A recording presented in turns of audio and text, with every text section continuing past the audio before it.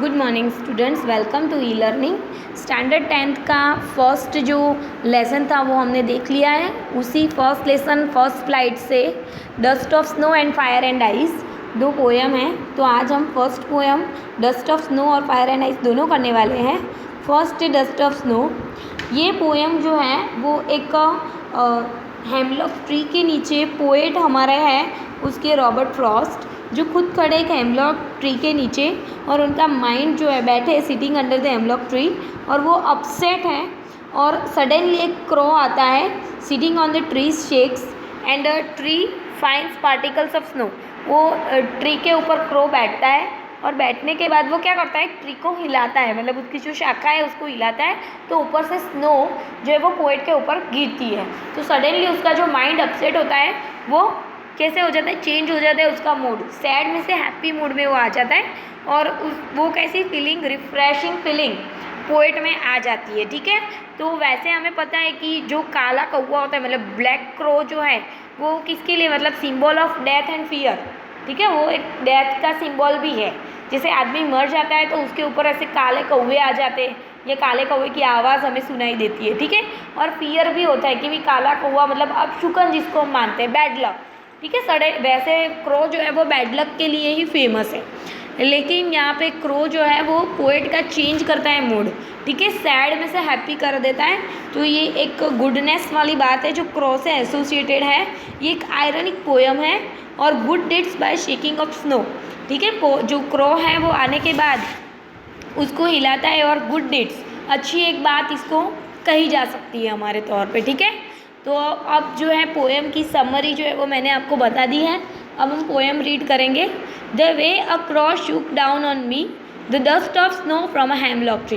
देखो यहाँ पे रॉबर्ट फ्रॉस्ट बताता है द वे, मतलब जिस तरह से क्रॉ ने शूक डाउन मतलब गिराता है द डस्ट ऑफ स्नो। ठीक है, स्नो गिराता है मेरे ऊपर from a hemlock tree. Hemlock मतलब तो पता है ना, जो नॉर्थ अमेरिका का एक ट्री है।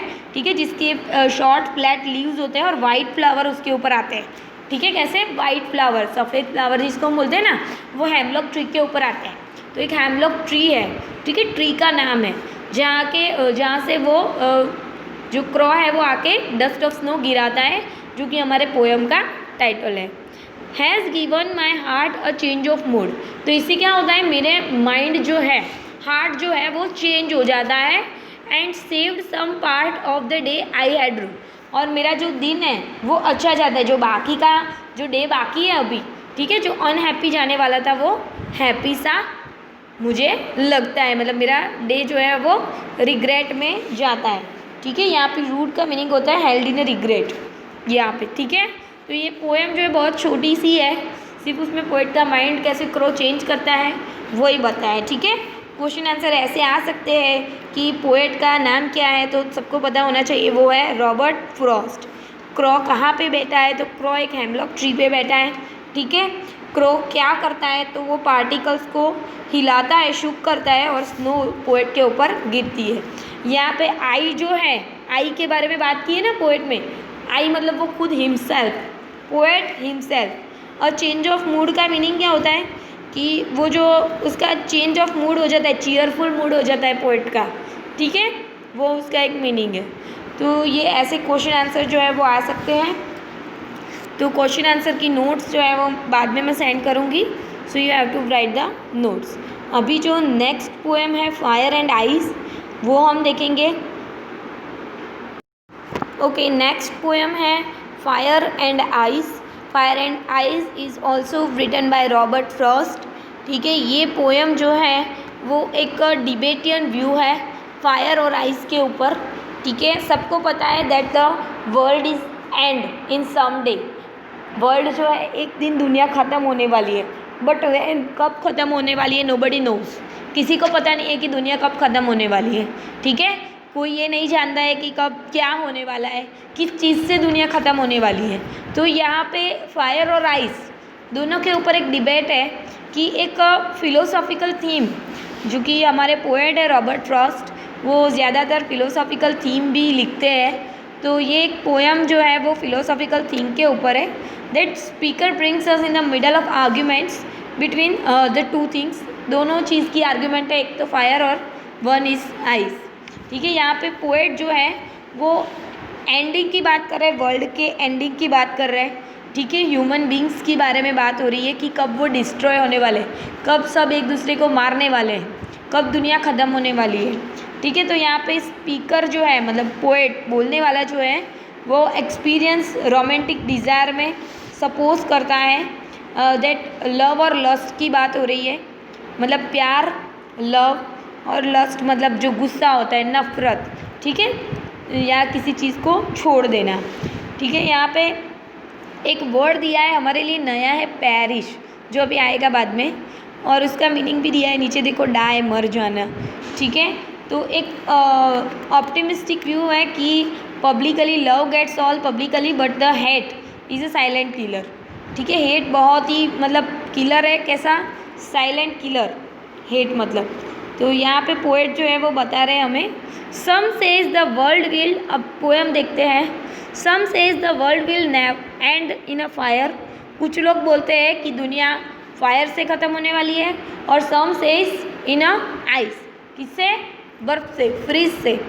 ठीक है, from where, from what I have tasted of desire I hold with those who favour a fire. ठीक है, मैं उन लोगों के साइड पे हूँ जो फायर के बारे में बात करते हैं। But if I had to perish twice, लेकिन अगर दोनों साइड से मरना है, I think I know enough of hate to say that for destructions ice. ठीक है, और it also great and would sufficient. Suffice का मीनिंग होता है सुफिशेंट, मतलब उतना काफ़ी मात्रा में होना, उसका मीनिंग होता है। ठीक है, लेकिन मुझे ऐसा लगता है कि इमोशंस जो है वो उसमें लव से ज़्यादा हेट बहुत ख़तरनाक है। ठीक है, हेट एक साइलेंट किलर है, हमें पता नहीं चलता है कि वो हमें हेट करता है। लव हम एक्सप्रेस कर लेते हैं ज़्यादातर, लेकिन हेट पता नहीं चलता है। और यहाँ पे कब होगा, ठीक है, वो एक क्वेश्चन है, वर्ल्ड का एंड कब होगा। ठीक है, तो इसमें क्वेश्चन आंसर भी तुम्हारे लिए आ सकते हैं कि पोएट का ओपिनियन क्या है अबाउट द वर्ल्ड। तो वो बताता है and will end in a fire. अभी देखो, दो में से पोएट का एक ओपिनियन है, फायर और आइस।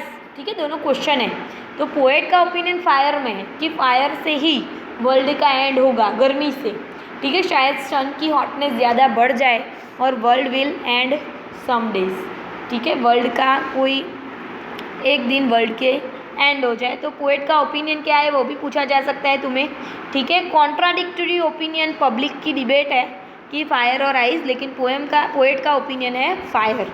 ठीक है, तो ऐसा क्वेश्चन आ सकता है कि पोएट का खुद का क्या ओपिनियन है कि world will and by the fire. ठीक है, वर्ल्ड का एंड फायर से ही होगा। अब उसके बाद ऐसा भी क्वेश्चन आ सकता है, how are the ice and fire are similar. दोनों सिमिलर क्यों है एक दूसरे से, ठीक, क्योंकि दोनों ही बोथ आर डिस्ट्रॉइंग एवरीथिंग, दोनों से दुनिया का विनाश हो सकता है वर्ल्ड का। ठीक है, ज़्यादा बर्फ़ से भी, ज़्यादा ठंड से भी पूरी दुनिया जो है वो तबाह हो सकती है, ज़्यादा हॉटनेस से भी दुनिया तबाह हो सकती है। समझ में आ रहा है, दोनों कॉन्ट्राडिक्टरी है दोनों चीज़ें। ठीक है, what does eat refer in a first line. तो देखो यहाँ पे ईट रिफर द वर्ल्ड, ईट जो है फर्स्ट लाइन में दिख रहा है, देखो सम सेज इन अ फायर और सम सेज इन अ फायर और सम सेज। देखो फिर यहाँ पे what does the ice stand for. Ice किसके लिए है, यहाँ पे स्टैंड फॉर अ कोल्डनेस, किसके लिए, कोल्डनेस, ठंड के लिए।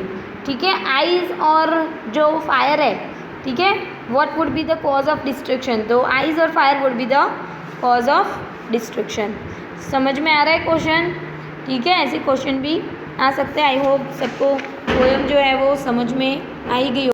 अभी देखो क्वेश्चन आंसर है, there are many ideas about how the world will and.